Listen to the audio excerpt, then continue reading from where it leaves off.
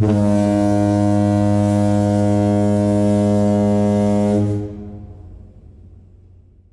several items that we have to do. The most difficult probably is the maintenance of the aft head. The aft head is probably about 5 to 6 years old, so you need to check the gaskets, you need to make sure you clean out all the impellers. Yup, it's a really dirty job, but it should be done because it's much easier to maintain it than it is to fix it if it gets blocked. So what we're going to do is we're going to look at this in a detailed way and then explain step. Alright, the first step is to remove the head, and you need to identify a few of the key parts. The first is the inline, where the raw water goes into the toilet. That's that narrow white hose there. Right behind that, we're pointing to the macerator. This is an electric head, and so this chews everything up. And then the macerator sends the wastewater into the discharge line, and that's right here. And that's normally a wider hose. So to remove the toilet, we have to release those lines, and also we'll eventually remove the choker valve, which is in there. This here is the switch to run the macerator. The macerator obviously requires electrical current, so behind this panel is the wiring for that. I had to actually cut one of the wires so that I could remove the entire toilet. But then I just simply put the butt head together when I reassembled.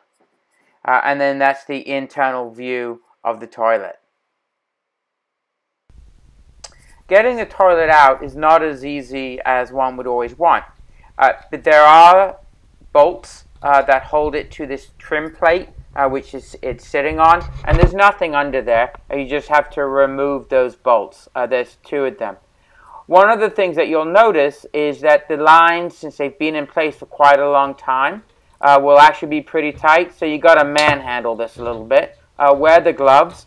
But since there was no blockage, there was almost no extra liquid, which is great. It was all mopped up with a paper towel. So that made it a much easier job.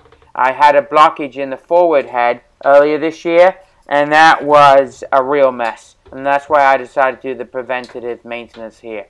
So I've removed the bolts, and here's how it looks without the aft head.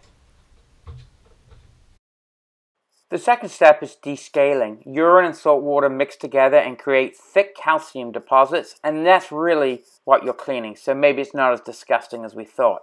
And these can be pretty thick. You can see here on some sample pictures of how thick these can get when they're not maintained. In fact, I spent a good 20-25 minutes descaling the toilet.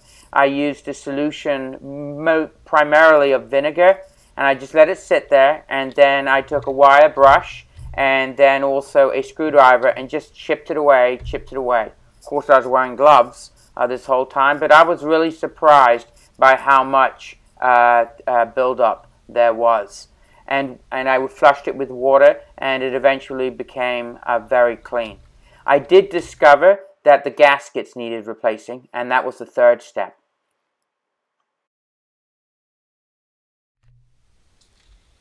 Okay, so I had to buy a gasket kit that I will put on the macerator and then reassemble it.